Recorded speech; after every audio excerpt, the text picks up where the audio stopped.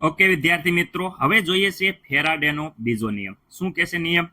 જો સમાન વિદ્યુતનો જથ્થો બે કે વધુ જુદા જુદા ઇલેક્ટ્રોલાઇટમાંથી પસાર કરવામાં આવે તો જમા થયેલો દ્રવ્યનો જથ્થો તેના રાસાયણિક તુલ્યભારના સમપ્રમાણમાં હોય છે.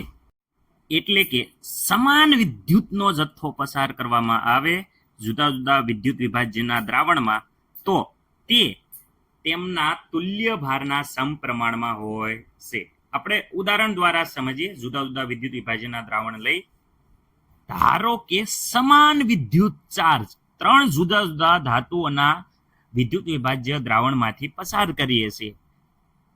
ઉદાહરણ તરીકે તાંબુ, ચાંદી અને એલ્યુમિનિયમ માંથી પસાર કરીએ તો દરેક ધાતુ પર જમા થયેલો દ્રવ્યનું પ્રમાણ એ તેમના ઇક્વલન્ટ વેટ એટલે કે તુલ્ય ભારના સમપ્રમાણમાં હોય છે.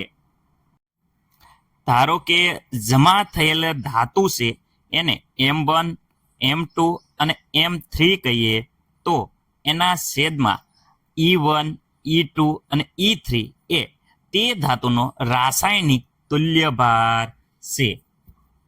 તો આપણે હવે કેટલું તાંબુ, કેટલું ચાંદી અને કેટલું એલ્યુમિનિયમ જમા થશે સમાન વિદ્યુતનો જથ્થો પસાર કરે ત્યારે એ જોઈએ છીએ.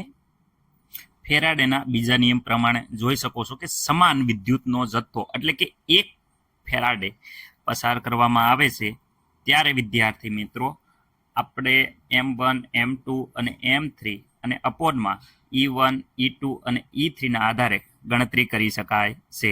ત્રણેય ધાતુના પરમાણુ ભાર આપેલા છે. તેમને તેની વેલેન્સી વડે ભાગવાથી તુલ્ય ભાર મળે છે. વેલેન્સી એટલે Ag+1 એટલે વેલેન્સી 1, Cu+2 એટલે વેલેન્સી 2, એલ્યુમિનિયમ +3 એટલે વેલેન્સી 3. એલ્યુમિનિયમનો પરમાણુ ભાર જોઈ શકો છો 27 ને તેની વેલેન્સી 3 વડે ભાગવાથી 9 મળે છે જે તુલ્ય ભાર છે. 9 તુલ્ય ભાર છે એટલું જ તે વજન મળશે. એટલે કે અહીંયા જોઈ શકો છો ચાંદીનું 108 ગ્રામ, તાંબાનું જોઈ શકો 31.75 ગ્રામ અને એલ્યુમિનિયમ છે એ 9 ગ્રામ પ્રાપ્ત થાય છે તુલ્ય ભાર જેટલું.